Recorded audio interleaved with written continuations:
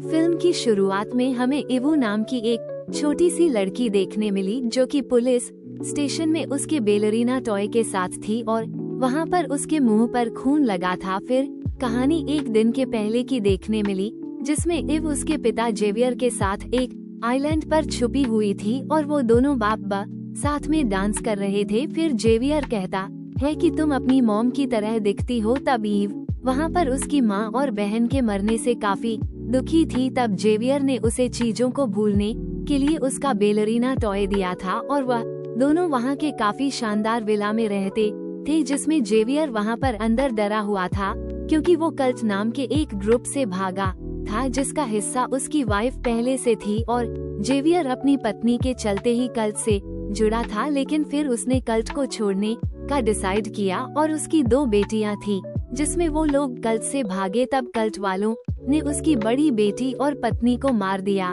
था और जेवियर के टैटू से हमें ये भी पता चला कि जेवियर कल्ट के पहले और उसका रुमाका का मेंबर जॉन विक की तरह था। तब तक बाहर कल्ट के लोगों ने आकर गार्ड्स को मारना शुरू कर दिया था और तब जेवियर बाहर आया और गुंडों से लड़ने लगा। फिर जेवियर ने वहाँ पर धुआं फैला दिया और वो यू को लेकर एक कमरे में छुप गया जिसमें वहाँ पर सभी गुंडे आए। तब जेवियर ने एक के बाद एक सबको मारना शुरू किया लेकिन वहाँ पर काफी सारे गुंडे थे और उन सब तुम्हें खुद की जान लेनी होगी वरना मैं तुम दोनों को मार दूंगा। चैन ने जेवियर को एक गोली भरकर गन दी और तब जेवियर खुद की जान लेने वाला था लेकिन तब वहाँ पर उसकी छुपी हुई बेटी इव ने जेवियर को रोका और जेवियर वहाँ पर गुंडों को मारने लगा और तब चैन वहाँ से निकला जिसमें जेवियर वहाँ पर गुंडों से लड़ रहा था। तब एक गुंडा उसे मारने वाला था लेकिन इव ने उसे गोली मारकर वहीं पर खत्म कर दिया। तब जेवियर इव को लेकर वहाँ से भागने वाला था और उसने पूरे घर में बॉम्ब लगा दिया और वो नीचे की तरफ आ रहा था। तब बाहर से गोलियां चलने लगी जिसमें जेवियर घायल हो गया और ईव को लेकर वो विला से बाहर आया। तब वहाँ पर एक काफी बड़ा धमाका हुआ जिसमें पूरा विला उड़ गया और चैन को लगा कि वो दोनों मर चुके हैं।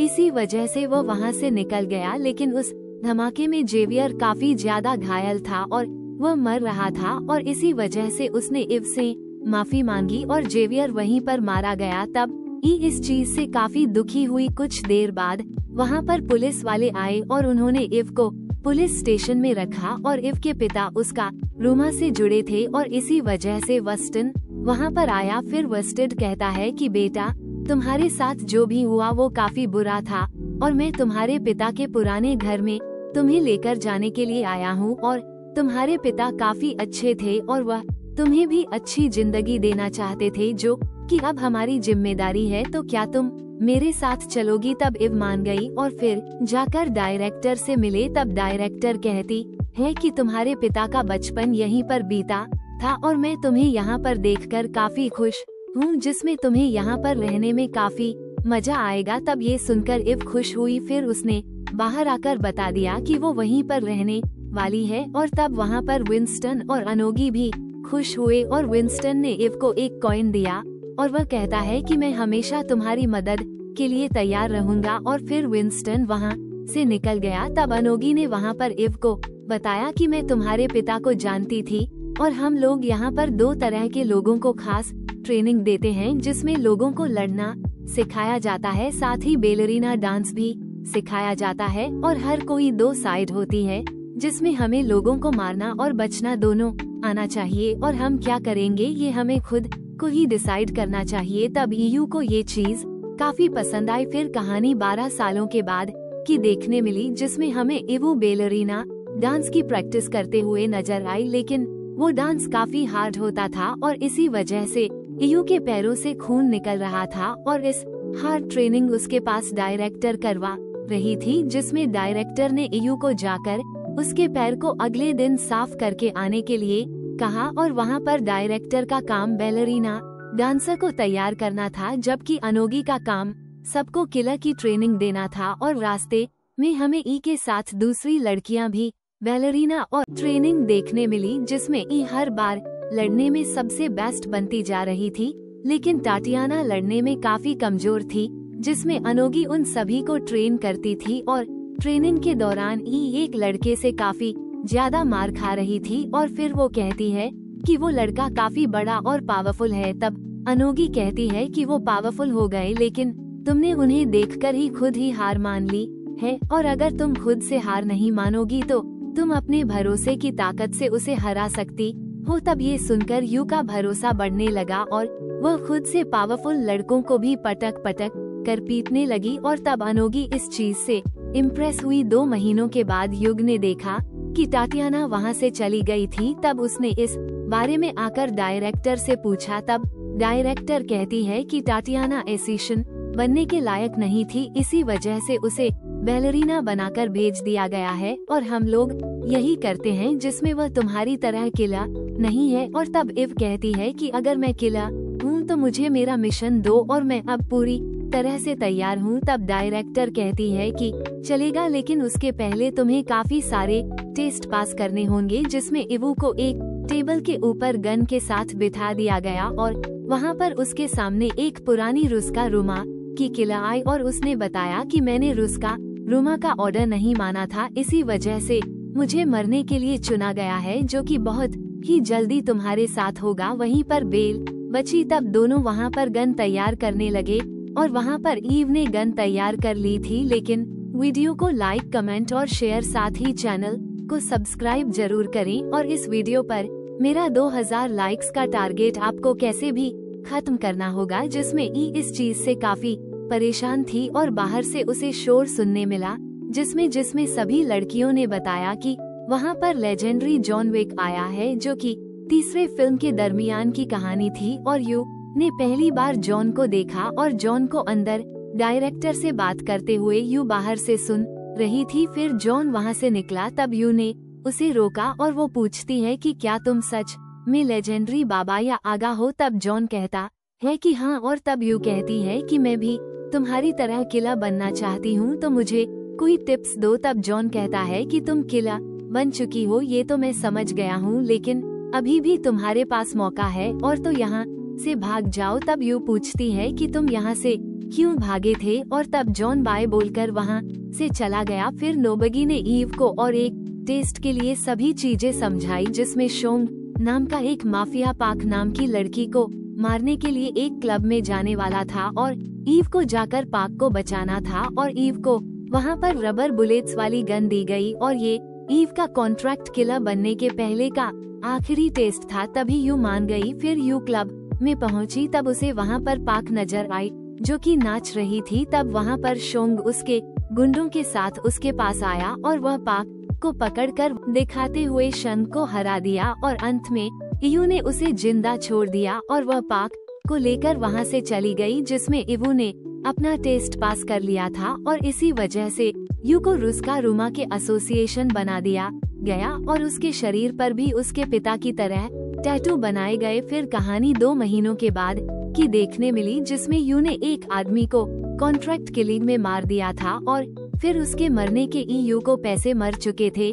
तब ईव वहाँ से निकली, जिसमें ईव ने उस आदमी को मारने से पहले उसके गार्ड्स की लाशों के ढेर लगा दिए थे और वो अपनी कार में आकर वहाँ से निकली। तब एक गुंडे ने ईव की कार को ठोक दिया और यह सीन शायद इस फिल्म का सबसे बेस्ट सीन था, जिसमें ईव कार से बाहर आई और गुंडे के पास आई। फिर वो दोनों लड़ने लगे और तब ईव ने उस गुंडे को मार दिया और ईव ने उसके हाथ में क्रॉस का निशान देखा और तब वो उसे देखकर चौंक गई, क्योंकि बचपन में उसके पिता को मारने वाले गुंडों के हाथ में भी ईव ने वैसा निशान देखा था। फिर यू ने उस आदमी के हाथ को काटकर डायरेक्टर को उसके बारे में पूछा। तब डायरेक्टर कहती है कि तुम्हें उसके बारे में क्या जानना है। तब यू कहती है कि मेरे डैड को मारने वाले गुंडों के हाथ में भी ऐसा ही निशान था और ये लोग कौन है। तब डायरेक्टर कहती है कि मैं नहीं चाहती कि तुम उन लोगों के पीछे जाओ और तुम्हारी माँ असल में कल्ट नाम के एक ग्रुप से जुड़ी थी और उसी के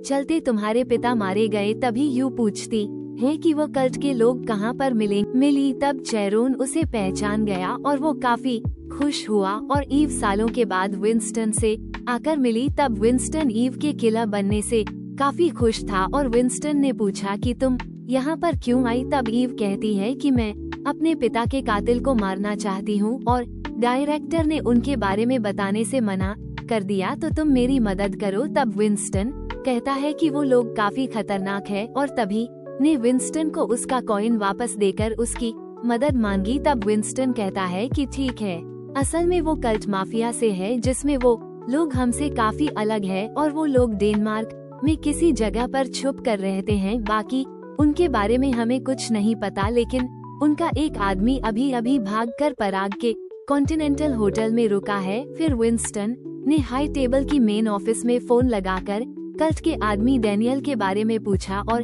तब उसे बताया गया कि डैनियल पाइन के ऊपर 2 मिलियन की बाउंड है और वह पराग के होटल में रुका हुआ है। और फिर उसका फोटो विंस्टन ने ईव को दिया। कुछ देर बाद ईव पराग के उसी होटल में पहुंची। फिर उसने डैनियल के बाजू वाला ही रूम बुक किया। तब ये सुनकर वहां पर लेना नाम की एक ओकेर चौंक गई और वो यू को देख रही थी, जिसमें लीना असल में कल्ट से थी और वो अपने एक स्नाइपर के साथ डैनियल को मारने के लिए आई थी, जिसमें उसका स्नाइपर डैनियल के कमरे पर नजर रख रहा था।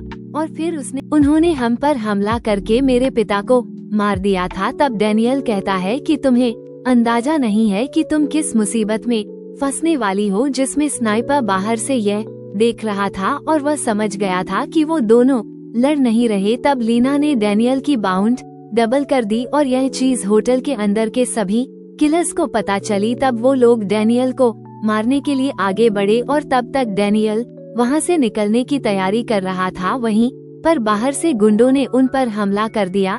तब डैनियल उन्हें मार रहा था और ईव भी उन्हें पीट पीट कर रोक रही थी। फिर डैनियल और ईव एला को लेकर वहां से लिफ्ट में नीचे जा रहे थे और डैनियल ने ईव की मदद एला को बचाने में मांगी। तब ईव एला को लेकर आगे बढ़ी और तब तक डैनियल वहां पर बाकी गुंडों को मार रहा था, लेकिन वहीं पर कल्ट के डैक्स नाम के एक गुंडे ने डैनियल से लड़ना शुरू किया, जिसमें वो कल्ट का सबसे बेस्ट किलर था और डैक्स ने डैनियल को गोलियां मार मार कर घायल कर दिया। तब तक लेना ने भी ईव के सर पर मारकर उसे बेहोश कर दिया था और वो एला को लेकर वहां से निकल गई। कुछ देर बाद लेना उसने कॉइन दिया और उसने कल्ट के निशान को दिखाकर उनकी जानकारी मांगी। तब हैरी ने उनके बारे में बताने से मना कर दिया क्योंकि यह रूल्स के खिलाफ था। तब ई मान गई और वो कहती है कि तुम मुझे बेहतरीन गन्स तो दे ही सकते हो। तब हैरी ने उसे वहां से तहखाने में लाकर काफी बेस्ट गन दिखाई जो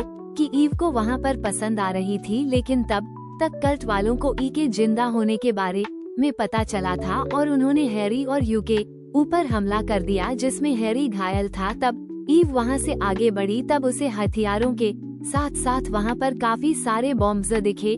तब इव ने बॉम्ब्स फेंक फेंक कर वहां पर गुंडों को मारना शुरू किया और इव ने आगे बढ़कर सभी के सभी गुंडों को खत्म कर दिया।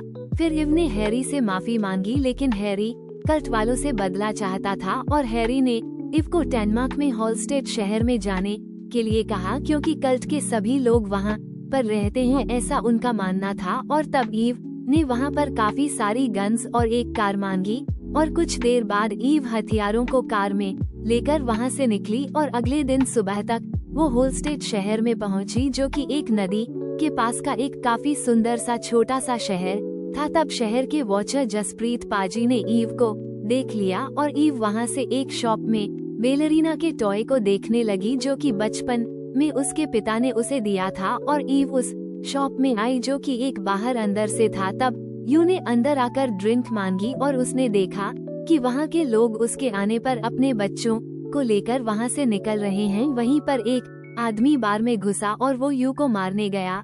तब यू उससे लड़ने लगी। फिर इव ने उसे गोली मारकर वहीं पर खत्म कर दिया और वो ऊपर गई दिया, लेकिन तब तक वहाँ पर काफी सारे किलर्स आ चुके थे और यू को उन सभी से लड़ना पड़ा और उन सभी को मारकर वह वहाँ से भाग गई। तब जसप्रीत ने ये सभी चीजें देख ली और जसप्रीत ने इस बारे में चैन को बताया, जिसमें पूरे शहर में खतरे की घंटी बज चुकी थी और सभी बच्चों को उनके पेरेंट्स घर लेकर गए और सभी के सभी गन्स लेकर ईव को ढूंढने के लिए बाहर निकले। तब ईव उन्हें दिख गई और ईव से लड़ने के लिए वो लोग उसके पीछे गए। तब ईव रास्ते में आने वाले हर एक जन को मार रही थी, लेकिन असल में ये पूरा शहर ही कल्ट ग्रुप का था और सभी लोग ईव को मारने आगे बढ़े। फिर उन्होंने ईव के सर में मारकर उसे बेहोश कर दिया। तब ईव को देखने के लिए वहाँ पर लीना आई। फिर लीना ने ईव के बैग के ऊपर रुस्का रूमा के असिस्टेंट होने का टैटू देखा। दूसरी तरफ चैन आकर उसकी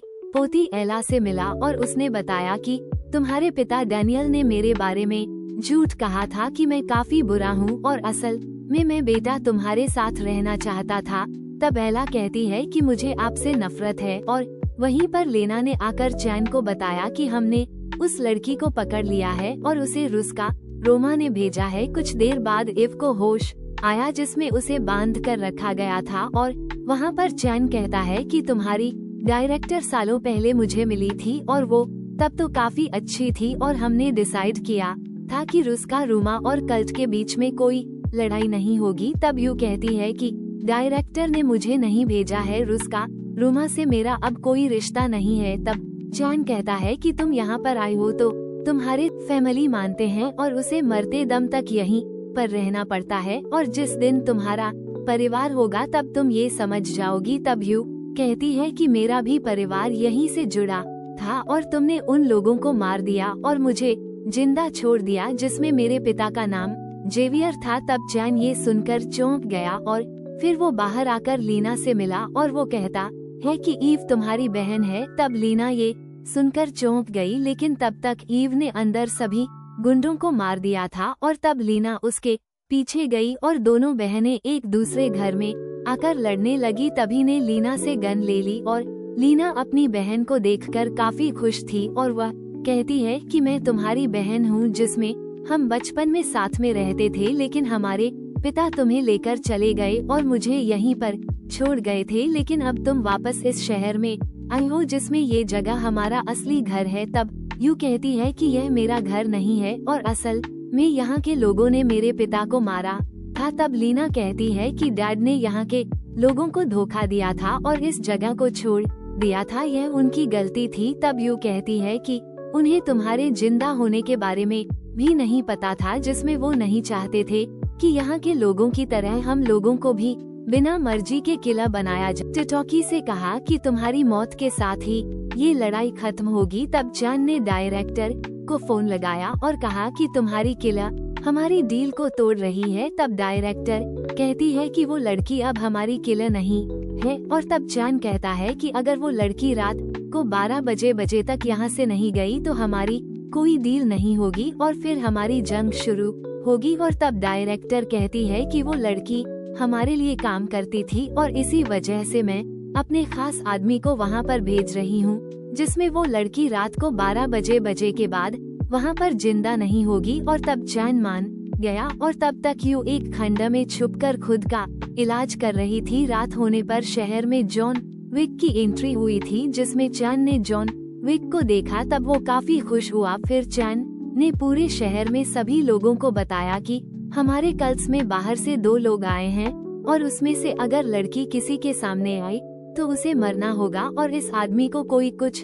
नहीं करेगा। और तब तक जॉन वहाँ से ईव को ढूंढकर उसके पास आया। तब ईव जॉन को देखकर चौंक गई और जॉन कहता है कि अभी भी मौका है, यहाँ से निकल जाओ। तब ई कहती है कि तुम पहली बार मुझे मिले थे तभी भी तुमने यही कहा था। तब जॉन कहता है कि तुम्हें तभी ही रुका रूमा का खिलाड़ नहीं बनना चाहिए था।